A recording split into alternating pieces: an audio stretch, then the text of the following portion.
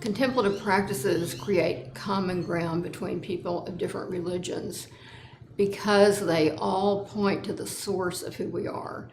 They all point to the unity of who we are.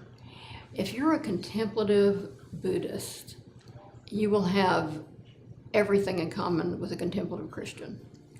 You will have much more in common, two contemplatives will have much more in common than, say, a fundamentalist of any religion and a contemplative of any religion. Because to be a contemplative is to transcend duality. Now, I know that sounds like a whole lot, but basically it's just saying it's healing the split between me and you. My goal is to really wake up the body, so I do about 5 minutes of push-ups, pull-ups, squats, and sit-ups. And that's really just to get the blood pumping. Then I do 5 minutes of stretching, so that includes 3 rounds of the sun salutation, which is yoga stretching. And that's kind of just to get rid of a lot of the aches from sleeping, from exercise, kind of get the muscles warmed up to get rid of some of the physical strain. And then I go into a 10-minute meditation. So I try to sit upright in a comfortable chair that I have. It's fairly quiet in the environment that I'm in. I'm usually doing this actually before my wife has woken up. And the first few minutes are just kind of winding down from the physical activity, the heart rate slowing, getting in the zone. And then the second half of the meditation can kind of go one of 2 ways. In some cases, it's really smooth, feels great. I feel relaxed. I feel like I'm at the beach. Thoughts are coming, but they're just kind of, disappearing into thin air, and I feel like I could sit there for hours and just enjoy the space. And then other days, it's significantly different. For me, meditation underpins all my other practices. Meditation is more of a devotion for me than it is a discipline. And it informs and influences everything. Another thing that I do is work with my horses. And for me, my horses are a contemplative practice. That it is a work in being to being. And so it's a way of communicating with another being in a nonverbal and pre-verbal way, which allows me access to that sort of still place that I reach in meditation. And also, I use my knitting as meditation practice. It serves me a little like a mantra serves in meditation, that you come back to center, mind drifts, come back to center, and it's always emerging from a very still and quiet place. So for me, meditation practices in a deliberate way are formal meditation on the cushion and working with my horses, and a creative, contemplative time with my knitting. I believe there would be a profound social impact if people could find, come to and engage in spiritual practices, contemplative practices earlier, especially in a digital age where our attention is so easily turned with young people towards a device and towards an interface with a screen rather than face to face with a person. And what contemplative practice does, although often there's an inward turn piece, it's supporting and encouraging a relationship with fundamental human capacities to feel deeply, to think clearly, to remain embodied. And those are things that sometimes happen differently when you're engaged with a device as with another person.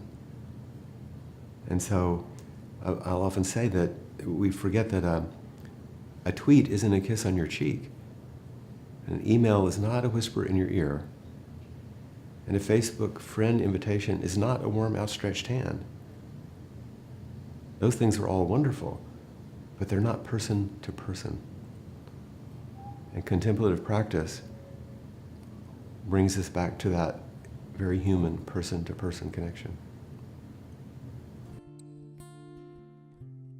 If I were to tell someone, give advice on ways to find the right practice for them, or what. It's really all depends on what you feel inside in your spirit, because people are always going to, there's no right or wrong way of spirituality, really. I mean, you can be like some negative aspects to it, but really it's just how you feel and how you're putting it out towards the world.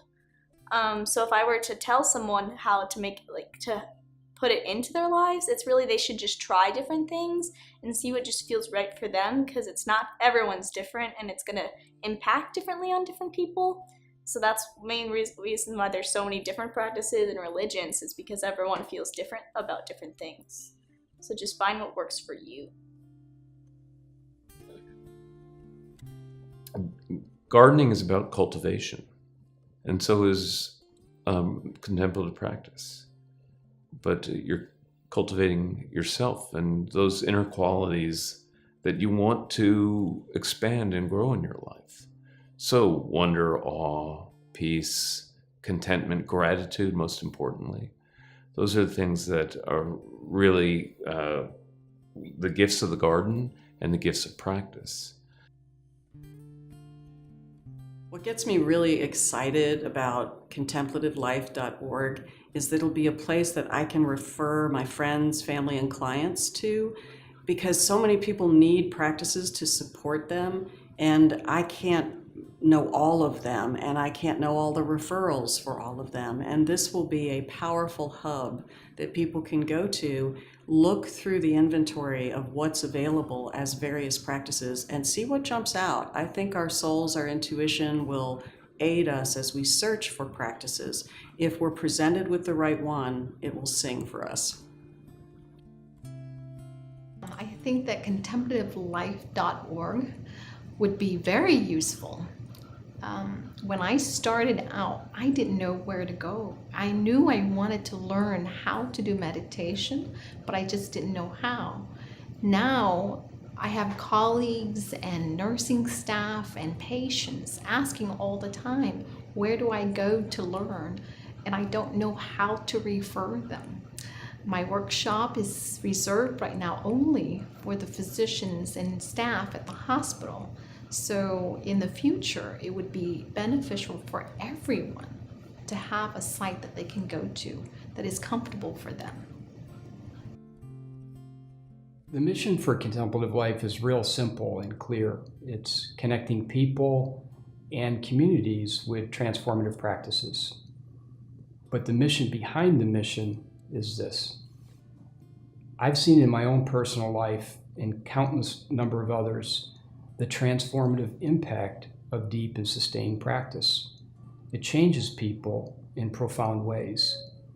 And if we can help 1 million people or 10 million people find practice and find it earlier in life, the corresponding impact in society could be staggering. And that's what really drives the passion of contemplative life.